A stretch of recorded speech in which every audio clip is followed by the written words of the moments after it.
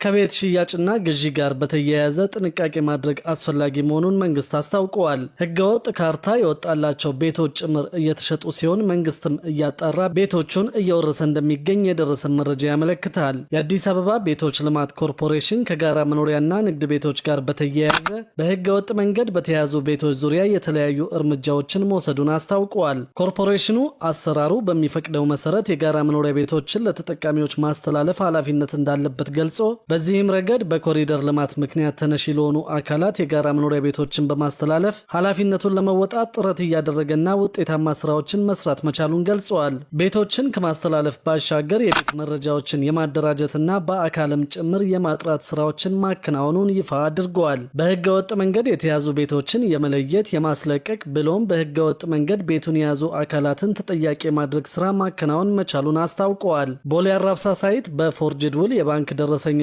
ካርታ ተሰርቶለት የነበረን ባለ 3 መኝታ የጋራ መኖሪያ ቤት በክፍትነት በመያዝ ለልማት ተነሺ እንዲሰጥ መደረጉ ተገልጿል። በተመሳሳይ ሳይት አንድ ባለ 3 መኝታ ኮንዶሚኒየም በክፍለ ከተማ ፋይል እንዳለው ቢገለጽም ሲጣራ ግን ትክክለኛ አለመሆኑ በመረጋገጡ ቤቱን በክፍትነት በመያዝ ለሌላ ልማት ተነሺ እንዲሰጥ መደረጉ ታውቋል። በገላን ሳይት ደግሞ ፎርጅድ ሰነድ በማዘጋጀት ተሽጠው የነበሩ ቤቶችን በማጣራት ቤቶቹን በክፍትነት መያዝ መቻላቸውን ኮርፖሬሽኑ አስታውቀዋል። የአሰራር ስርዓቱን ለማሻሻል ከ1998 ዓ.ም ጀምሮ የተገነቡ የጋራ መኖሪያ ቤቶችንና የንግድ ቤቶችን ወደ ሲስተም የማስገባት ስራ እየተከናወነ መሆኑም ታውቋል። ከየካ አካባቢ የተነሱ የኮሪደር ልማት ተነሺዎች ሆነው ኮንዶሚኒየም አይገባቸውም የተባሉ 14 ሰዎች እጣቸውን እንዲመልሱ ተደርጎ ለሌሎች የኮሪደር ልማት ተነሺዎች ማስተላለፍ መቻሉን ኮርፖሬሽኑ አስታውቀዋል። በኮሪደር ልማት ምክንያት የሚነሱ የልማት ተነሺዎች እጣቸውን ከእጅ ንክኪ ነጻ በማድረግ በሲስተም እንዲሆን መደረጉ ተገልጾ በኮሪደር ልማትና በመልሶ ማልማት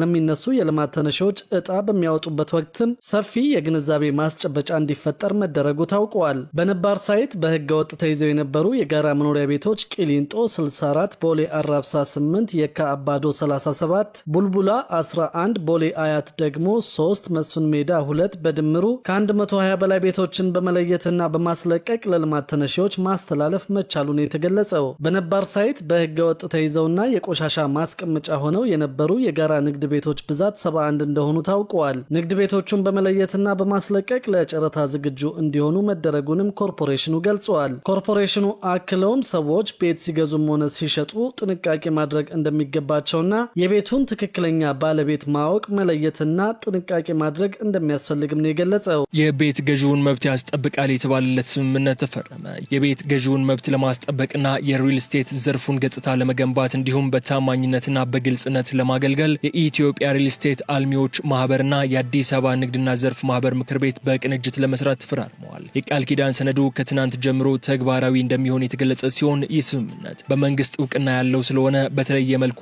የቤት ፈላጊዎችን ከተለያዩ ማጭበርበሮች ነጻ የመሆን እድልን የሚያረጋግጥ ነው ተብለዋል። ይህም በቤት ሻጭና በገዥ መካከል ያሉትን ችግሮች ለመፍታት የተጠና ስትራቴጂ የሚከተል ሲሆን በተለይ በህገ መንግስቱ የጸደቀውን አዋጅ 1357/2024 ወደ ተግባር ለማስገባትና በቀጣይ ይጸድቃል ተብሎ የሚጠበቀውን የግልግል ዳኝነት አዋጅ ተግባራዊ የሚሆንበት ስለመሆኑ በቃል ኪዳን ሰነዱ ላይ ተገልጿል። የኢትዮጵያ ሪል ስቴት አልሚዎች ማህበር ፕሬዝዳንት አለማየሁ ከተማ ሪል ስቴቶች በከተሞች ውስጥ የአገልግሎትና የመሰረተ ልማት እድገቶች የታዩባቸው መሆኑን ጠቅሰው ሰፊ የስራ ዕድሎች መፈጠራቸውንም ገልጸዋል። በዘርፉ በአሉታዊ መልኩ ስሙን የሚያጎድፍ ድርጊቶች በአልሚ ሆነ በሌሎች አካላት ሲፈጸም ይታያል ያሉት ፕሬዝዳንቱ ዜጎች ገንዘባቸውን ከከፈሉ በኋላ ቤት የማስተላለፍ ስራ እጅግ በመዘግየቱ ምክንያት የሚፈጠሩ ችግሮች ናቸው ብለዋል። ገንዘባቸውን አውጥተው ቤቶች ያልተላለፉላቸው በርካታ ዜጎች መኖራቸውን በመግለጽ ኑሯቸው የተናጋባቸው ለከፋ ችግር የተዳረጉ ዜጎች እንዳሉም በሰፊው እንደሚታይ ተናግረዋል። ማህበሩም የስነ ምግባር ደንብ በመቅረጽ ሁሉም አልሚ ስርዓት ይዞ የሚሰራበት የመግባቢያ ሰነድ ይፈርማል ያሉት የማህበሩ ፕሬዝዳንት ከስነ ምግባር ውጭ የሚሰሩ አካላት ካሉም ወደ ስርዓት እንዲገቡ ጥረት ይደረጋል ሲሉ ተናግረዋል። ሁለቱ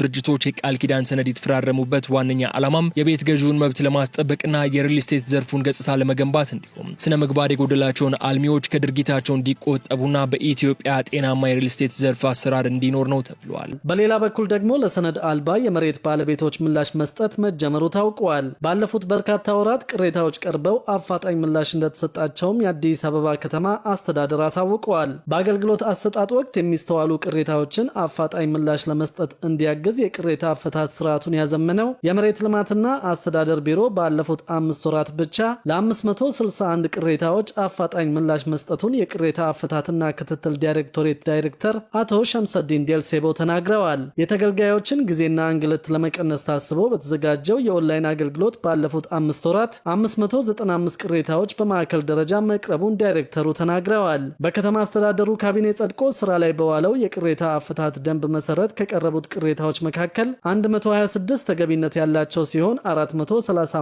ተገቢነት የሌላቸው መሆኑን ገልጸው 48 ቅሬታዎች በሂደት ላይ ናቸው ብለዋል።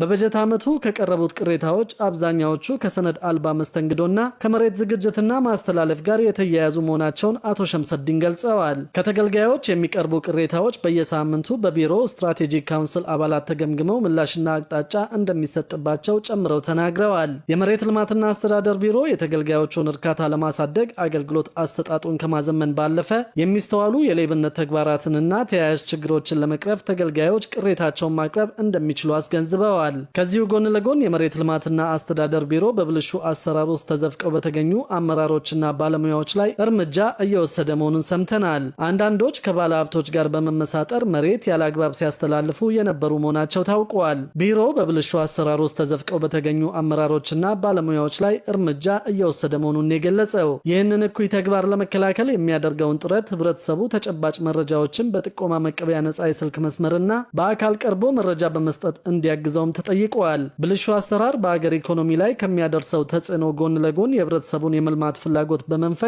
የመልካም አስተዳደር ችግር ይሆናል ሲልም አስታውቀዋል። የአዲስ አበባ ከተማ አስተዳደር መሬት ልማትና አስተዳደር ቢሮ በየጊዜው የሚነሱ ብልሹ አሰራሮችንና የመልካም አስተዳደር ችግሮችን ለመቅረፍ አሰራርን በማዘመን አገልግሎቶች በቴክኖሎጂ እንዲታገዙ ማድረጉን ያስታወቀው ከዚህ ጎን ለጎንም የመልካም አስተዳደር መንስኤ የሆኑና በብልሹ አሰራር ውስጥ በተዘፈቁ አመራሮችና ባለሙያዎች ላይም የእርምት እርምጃ ወስዷል፣ እየወሰደም እንደሆነ አስታውቀዋል። ቢሮ የሰነዳቸው መረጃዎች እንደሚያመለክቱት በ2018 በጀት ዓመት በብልሹ አሰራር ውስጥ ተዘፍቀው የተገኙ ከ100 በላይ አመራርና ሰራተኞችን በመለየት 66ቱን ከስራ ማሰናበትን ጨምሮ በከባድ የዲሲፕሊን ቅጣትና የተቀሩት ደግሞ በቀላል የዲሲፕሊን ቅጣት እንዲቀጡ ተደርጓል።